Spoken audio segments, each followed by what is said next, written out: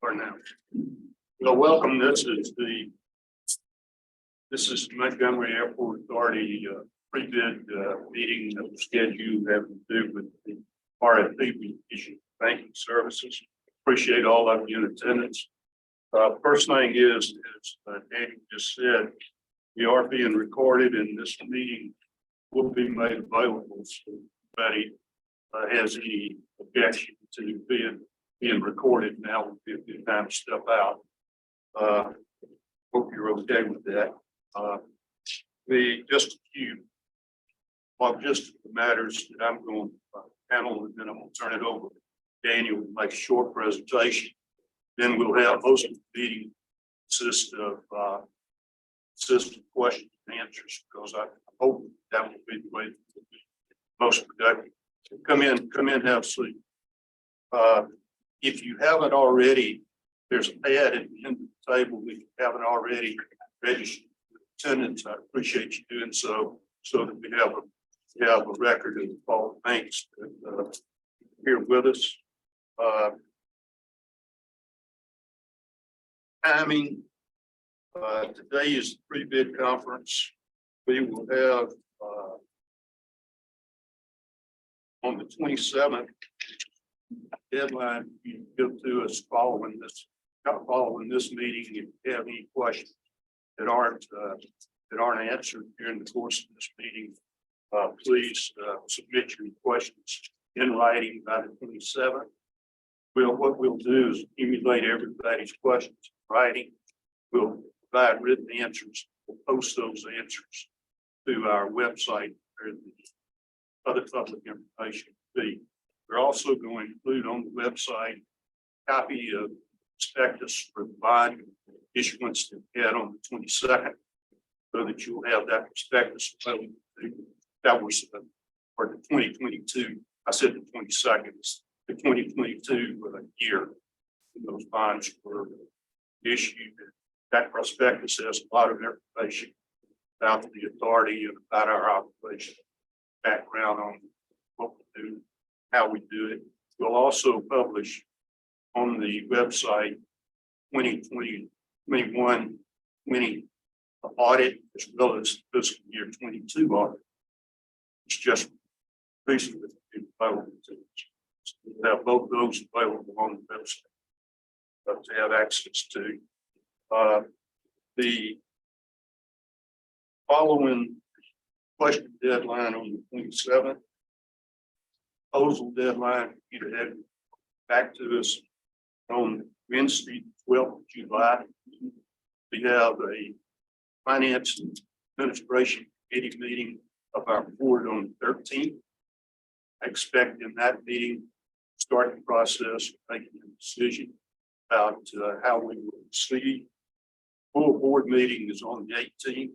My expectation is that in that board meeting on the 18th, final decision made. In the RFP, I indicated that an effective date for this process would be the 1st of October.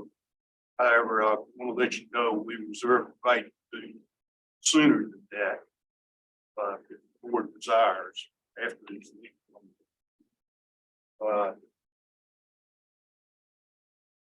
Just a couple of items that I did appreciate all of you paid attention to in the RFP.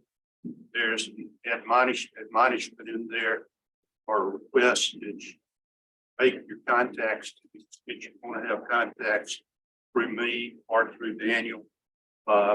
We particularly appreciate you not. I know many of you institutions represent have relationships, contacts, many of our board members.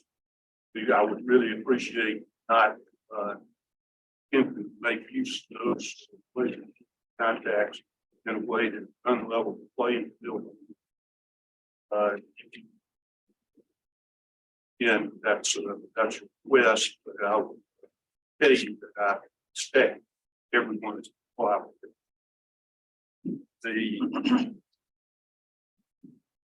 I think the RFP, we tried to make it as clear as possible about what we're seeking to find. we will not be responding to individual requests for information.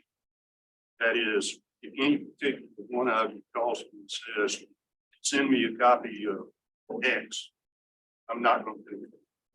What I will do, have a question, you submit it, then we can answer it. We will make that information available to everyone. So we're going to try to keep this as level playing field as possible in everyone's operate with us in that regard. So with those comments, sort of as preliminary, ask Daniel specific information, and then we'll proceed. Thank you.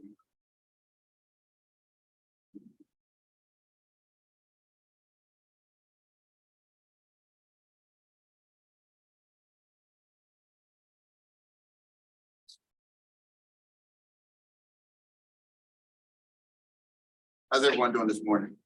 Good. Well, It's Friday, so I wanted to keep this about 90,000 feet, so that we're not here for dinner. So this is going to be really a high level touch on who we are, what we do, what we're doing, and what we're trying to, right? So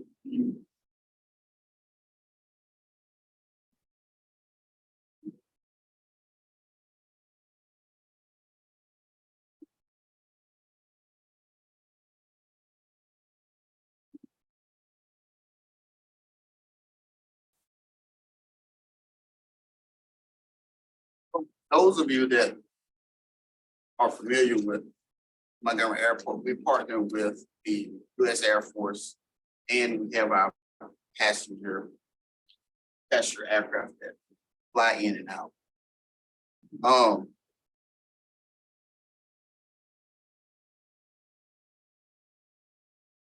So we have a dual mission that is increasing with passenger flow and with the Air National Guard. The Air National Guard is bringing in F-35s.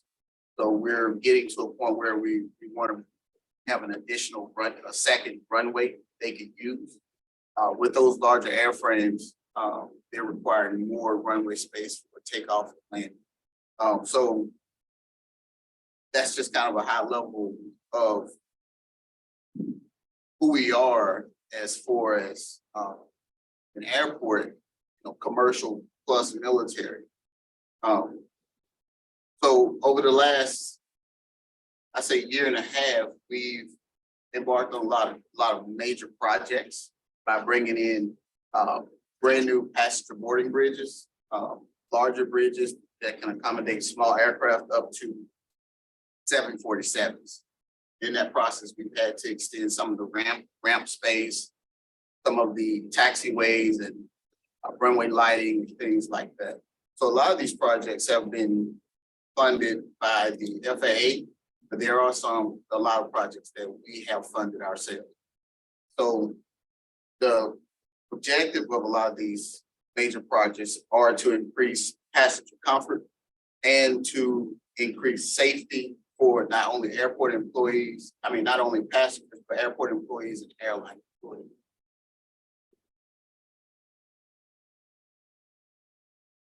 Another project that was overdue was replacing the roof. It started getting a lot of damage over the last couple of years inside the building because of it was just overdue. Not sure the lifespan of that, how long that was been there, but it was time. So as well as HVAC units, that's another major project that I didn't highlight in this presentation, but pretty expensive because of the square footage that needs to be heated. So it kind of brings me to what we're looking for in a banking partner. And this is just kind of a snapshot. All of this is more expressly detailed in the RFP. But just to kind of highlight, we do receive a lot of checks that come in from vendor payments that are still checked. So having those remote deposits, we don't do a lot of wire transfers, but having the availability to be able to do it. ACH services, as well as updating the external infrastructure. We're also updating our internal infrastructure with accounting ERPs and how we operate internally. Servers, security, the whole 9 yards. So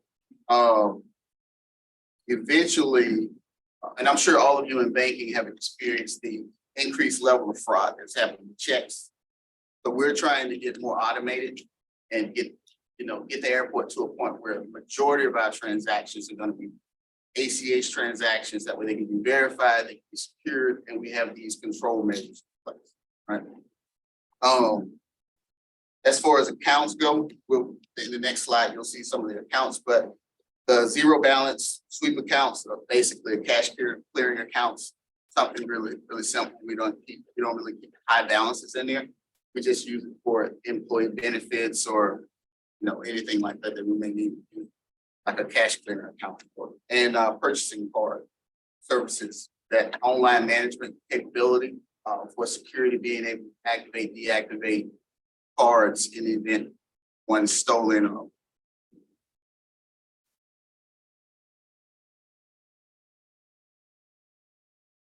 As far as our accounts, outside of the cash clearing accounts, we have an operational account that keeps running balance about $1 million, fluctuating. Like I said, we do work with the Air National Guard, and sometimes we have to kind of front some of the projects into those either FAA or DOD reimbursements come in. And then the operational reserve account, we keep a running balance of $10 million in that account. Passenger facility charges, these funds are funds that are what we call restricted funds, meaning that the FAA dictates our use. From a banking perspective, this account doesn't have a lot of transactions. The cash just sits there. We may have, as far as debits, we may have 2 debits a year. Other than that, it's all credits. The operational reserve and the operational account, those are all unrestricted funds, meaning the FAA doesn't regulate how we spend or use or control those.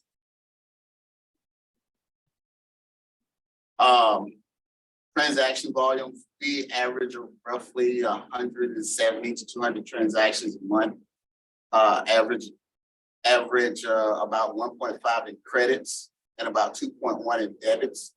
And don't let that scare you. The reason it looks that way is because the DOD funding is reimbursements. So sometimes the average gets a little lopsided.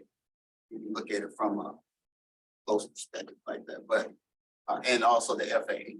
So sometimes we have to wait on those reimbursements to come in. So as I was saying, we have predominantly most of our transactions as far as payments to vendors or checks. We want to try to flip that percentage to more of those transactions in ACH versus checks. We don't do a lot of wires and we don't handle a lot of cash.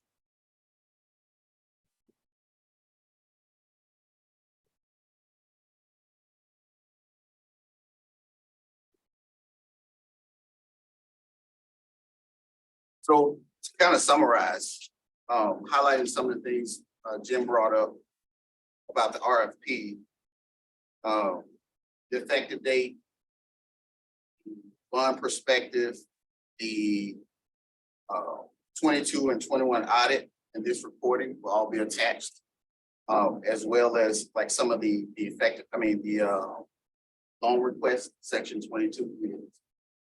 Yeah, let me just comment on that. There's going to be an addendum made or amendment made to the RFP. In preparing for this meeting, I'm embarrassed to say that I discovered a typo in the RFP. Is in item number 22, where we're requesting information from you all. That's where we request you information from you about how you can structure a credit facility for it. And I inadvertently, when I wrote that, I did it myself. So I take full responsibility. I said in an amount not exceeding 500,000, and I intended to say in an amount not exceeding 5 million.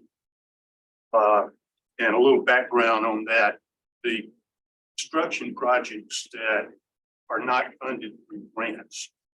Daniel mentioned that we have a substantial number of very expensive construction projects going on, not only related to the Guard, but also just related to general airport improvement.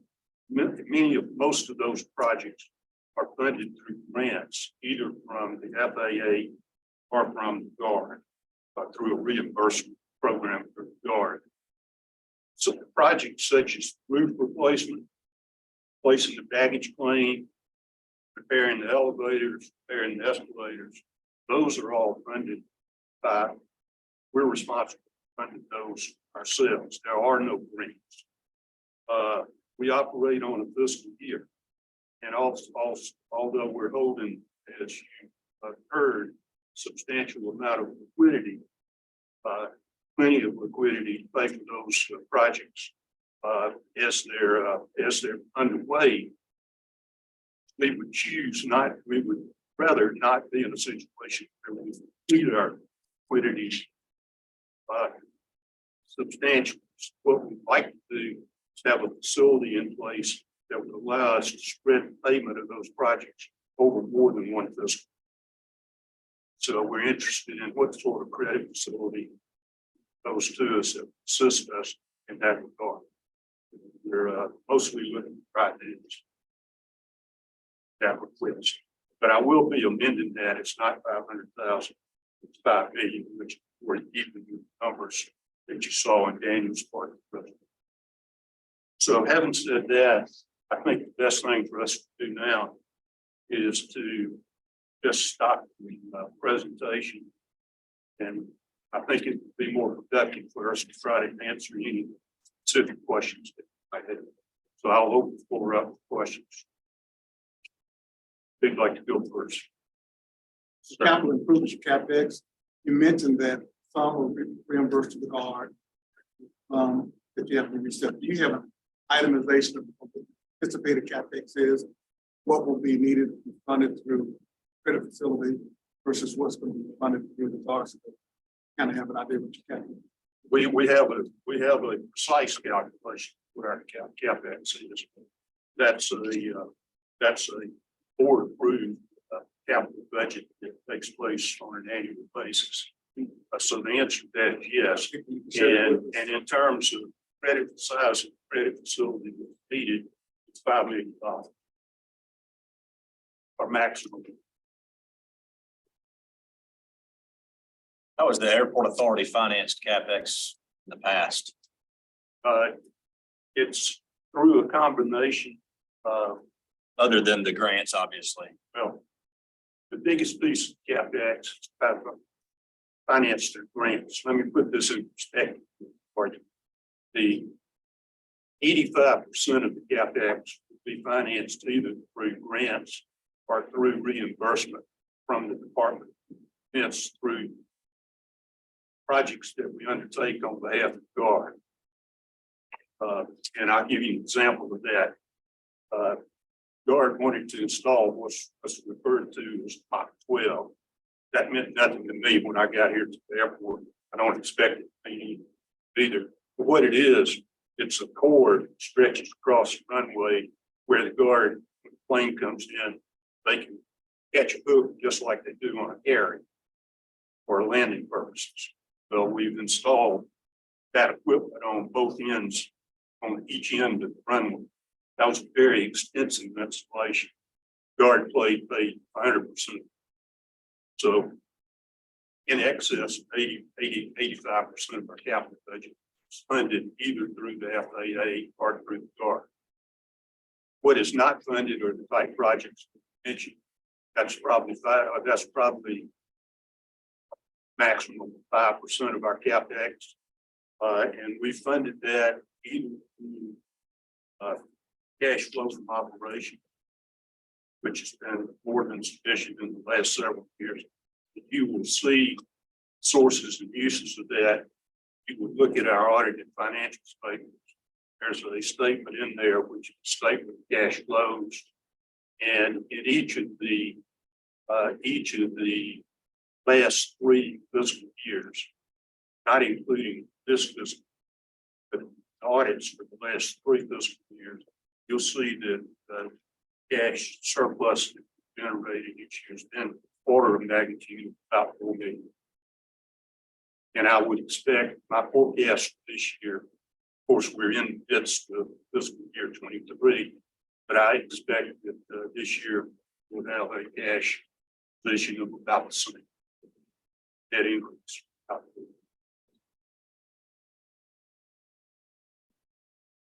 On that note, for your account that is your reserve operating account that's currently about 10 million, is there a minimum level that you'd like to maintain in that account, you know, once you're on the other end of all these capital projects? Yes. I would, I really don't want to see that account depleted more than $8 million. That's my target. That's a Jim Tate target. I want you to understand that that's not any sort of position that's been articulated as a policy statement by our board. It's just from a financial perspective.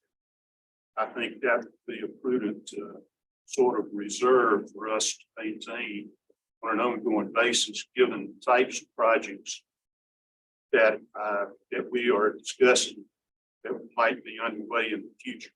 And let me explain that a little bit.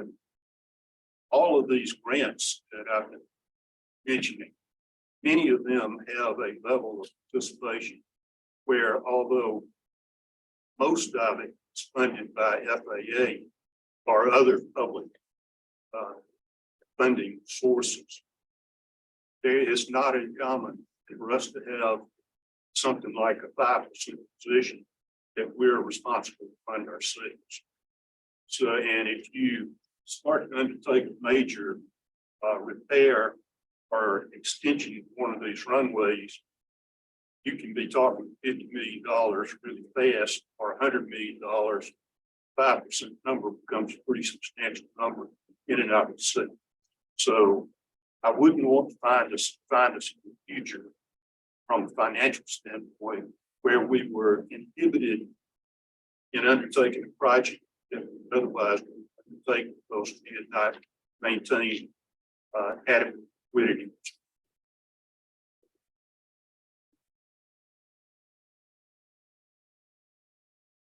Anybody else? Yes, ma'am. If I could ask a couple of questions about details on the requirements. Please do.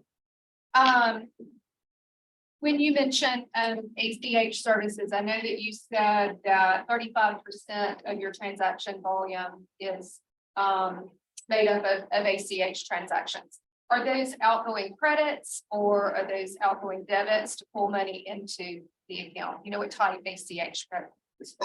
Okay.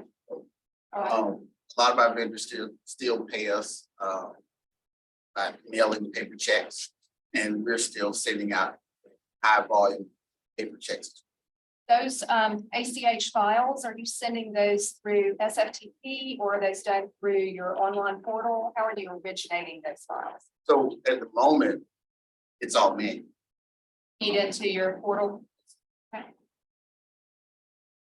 Is that how you would go forward or? No, so moving forward, we implement the new ERP system that we're with. That system's gonna generate that file that's gonna initiate those transactions. So and at that point, we can reconcile cash along with the actual accounting at the same time versus having to manually. It's just expensive with the labor having to manually do it, and there's a lot of room for human error. I understand. You're right. Absolutely. Lockbox service. What type of payments are you receiving through Lockbox and what type of output are you needing for the bank to provide to you so you can update accounts receivable? We're not we're not receiving anything through lockboxes at present. We anticipate that we may have need for that service in the future, based on some of the expansion plans that we have under consideration. That I'm afraid I can't go into a lot of detail about the specific That's okay, we can work around that. right now. I will say this. Some of the items that I asked about here that I listed here, I tried to be as comprehensive as possible because I wanted to give you an opportunity to explain to us the services that you're capable of providing, not necessarily because we need them immediately. We're not a complex operation. We have about 70 employees. We have payroll that we run twice, every other week, bi-weekly. All of our employees, we want to do direct deposits. So those transactions processed 26 times a year. Vendors break down the way Daniel has described. We have a large number of vendors that are still living in a paper world. And we're trying to move them to a non-paper world as fast as we can, but we're inhibited by our own system. And we're also inhibited by whatever reluctance they may have to move. But from a security standpoint, we'd like to move everyone off. We'd like to have no checks that I have to sign, every time we run the vendor cycle. Much more secure as well. Right, exactly. And I can tell you that I've been here 6 months. 6 months that I've been here, I've been surprised by the level of fraud and exposure that's taking place on an everyday process in the business world generally. We've literally had checks stolen out of mailbox. It's just amazing. So we'd like to get away from that. We have every intention to change our system internally to a system that will allow us to facilitate that process so that we can cure that on our end. As to people outside, third parties work with, we'll always have to accommodate whatever place they're willing to process. So I frankly don't see in the foreseeable future that we'll ever get away totally some processing some annual checks, but I really would like to see those percentages you saw inverted. I'd like to see more, vast majority of be some sort of transfer. One more question, if I can, your remote Sure, deposit please. capture, how many machine scanners do you think that you would require? Just one? And more questions, I'm sorry, I'm taking up the whole floor, I apologize. Do you have accessible your current account analysis statements or an itemization of the items on those account analysis statements that you could provide to the bank's reply? The account analysis statements detailing volume and numbers of transactions and average balances. Do you have? But we certainly have, access to we it. certainly have available. Let me defer the answer on that, if I may. We'll address that. As I said earlier in our written responses. But I want to, I'd like to have an opportunity to confer with our council about level of detailed information that I might be willing to make available on in a public fashion. So I can infer that answer.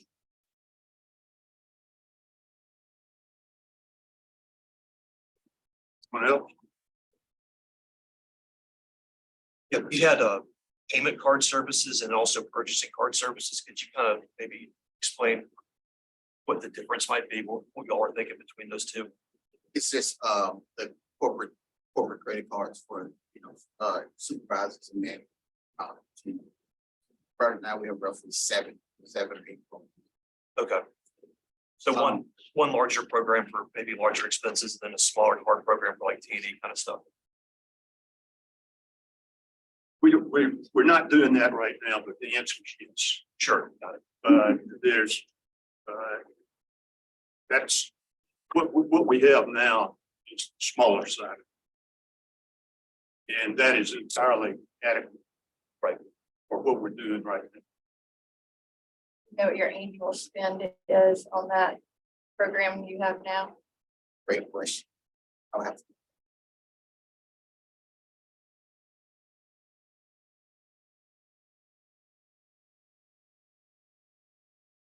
I will add one thing to it. We pay it off every 30 days. I just don't know.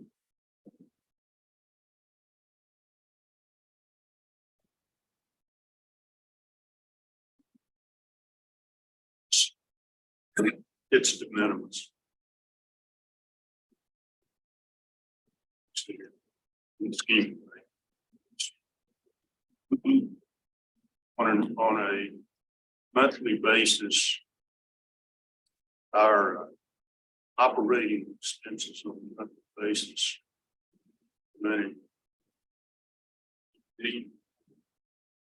But those expenses on those cards, I would be probably less than 1%.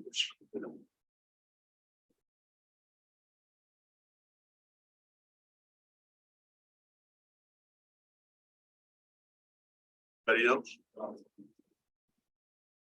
I'll go again.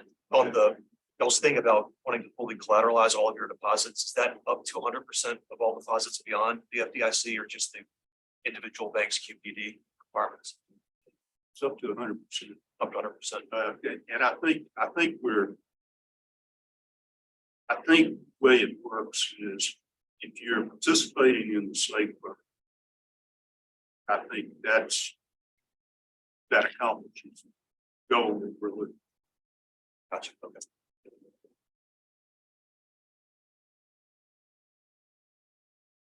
Okay.